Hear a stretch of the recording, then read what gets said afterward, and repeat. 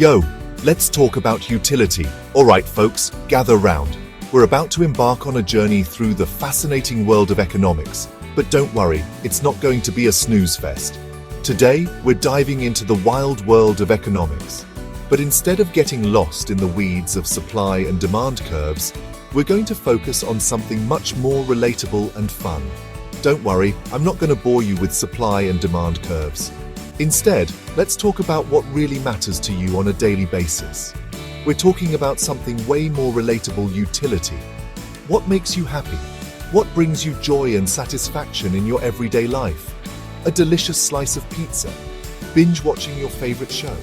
These are the little things that add up to our overall happiness. That feeling when your crush finally texts back, or when you get that notification you've been waiting for. These moments are packed with utility. That, my friends, is utility in a nutshell. It's all about those moments of satisfaction and joy.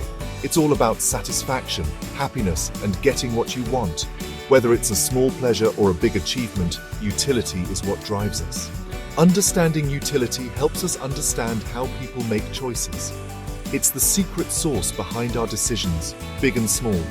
And let's be real, we make choices every single day, from the moment we wake up to the moment we go to bed. From what to eat for breakfast, whether it's cereal, toast, or a full-on breakfast spread, to which political candidate to support. These choices shape our lives and reflect our values and preferences. So buckle up, Buttercup. We're about to break down two key flavors of utility: Cardinal and Ordinal. These concepts will help you understand the different ways we measure and compare satisfaction. Stay tuned. Before we jump into the nitty-gritty, let's define our terms. In economics, utility is basically a fancy word for the satisfaction or happiness you get from consuming something. Think of it like this: you eat a slice of pizza and it brings you joy. That joy is your utility. Now, economists have been trying to measure this elusive utility for ages. And trust me, it's no easy feat. It's like trying to measure love or happiness. Everyone experiences it differently. That's where Cardinal and Ordinal utility come in. They're two different ways of thinking about and measuring this whole satisfaction thing. First up, we've got Cardinal utility. Imagine trying to put a number on your happiness. That's essentially what Cardinal utility tries to do. It assumes that you can measure your satisfaction with something on a numerical scale. Think of it like rating your favorite movies. You might give one movie a 10 out of 10, while another gets a measly 3. Cardinal utility is kinda like that, except instead of movies, it's about how much satisfaction you get from consuming goods and services. Now, I know what you're thinking, Hassan, isn't that a little unrealistic? Can we really measure happiness with numbers? And you know what? You're right. It's a pretty bold assumption.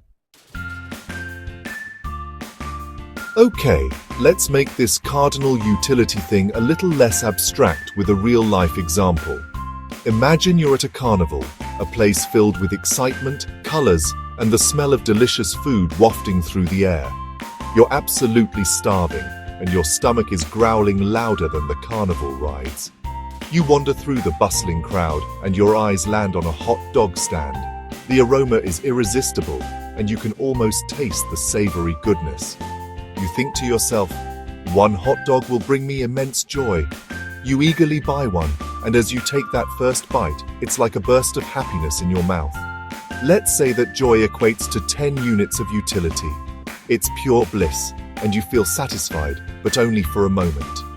Soon enough, you realize you're still hungry, so you decide to get a second hot dog. This time, the excitement is there, but it's not as intense as the first one. Maybe it only brings you 7 units of utility. It's still enjoyable, but the thrill has slightly faded. Now you're contemplating a third hot dog. You think, will it be as good as the first two? You go ahead and buy it, but as you take a bite, you notice something. The joy is starting to diminish. That third hot dog might only bring you 3 units of utility. It's not as satisfying, and you start to feel a bit full. You realize that the more you consume, the less pleasure you derive from each additional hot dog. See how the numbers are going down? This is a perfect illustration of diminishing marginal utility. It's a key concept linked to cardinal utility, which helps us understand how satisfaction decreases with each additional unit of consumption. Essentially, the more you consume of something, the less satisfaction you get from each additional unit.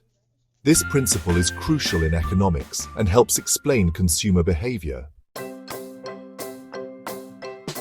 Section 5. Ordinal utility, ranking your satisfaction. Now, let's move on to ordinal utility, which is a bit more down to earth. Instead of trying to measure your happiness with precise numbers, ordinal utility just asks you to rank your preferences. Think of it like choosing your favorite ice cream flavors. You don't need to say, chocolate gives me 10 units of happiness and strawberry gives me 8. You just need to know that you prefer chocolate over strawberry. Simple, right? Ordinal utility is all about understanding these relative preferences. It doesn't care about the how much of your satisfaction, just the what and the in what order. Section 6. Example time. Ordinal utility in action. Let's say you're deciding between 3 vacation destinations: Hawaii, Italy, or a camping trip in the mountains. You don't need to assign numerical values to your excitement for each trip. You just need to know your order of preference. Maybe you're dying to try all the pasta in Italy, so that's your top choice. Then you might rank Hawaii second because hello beaches. Finally, the camping trip might be your least favorite. But hey, it's better than staying home, right? See? No need for complicated calculations or utility units. Just a simple ranking based on your preferences. Section 7. Cardinal versus Ordinal, the smackdown. So we've got 2 contenders in the ring: Cardinal utility, the ambitious number cruncher, and Ordinal utility, the laid-back ranking enthusiast. Which one comes out on top? Well, in the world of economics, Ordinal utility tends to be the heavyweight champion. Why? Because it's simpler and more realistic. We make choices based on our preferences every day, but we don't whip out calculators to quantify our happiness. Economists like John Hicks argued that ordinal utility is all we need to understand consumer behavior. We don't need to know the exact amount of satisfaction someone gets from a product. We just need to know how they rank it compared to other products. Section 8. Why should we care about this utility stuff? Okay, so we've covered cardinal and ordinal utility. These concepts might seem abstract or purely academic, but they have real-world applications that affect our daily lives in more ways than we might realize. But you might be wondering, why should I care? Why should anyone care about these theoretical ideas? Well, understanding utility is about more than just economics textbooks. It's about understanding the fundamental principles that guide human behavior and decision-making. It's about understanding how we make decisions. Every day we make countless choices, from the mundane to the significant, and utility theory helps us understand the rationale behind these choices. Businesses use this stuff all the time to figure out what products to offer and how to price them. By understanding consumer preferences and the perceived value of different products, companies can tailor their offerings to better meet the needs and desires of their customers. Governments use it to design policies that maximize social welfare.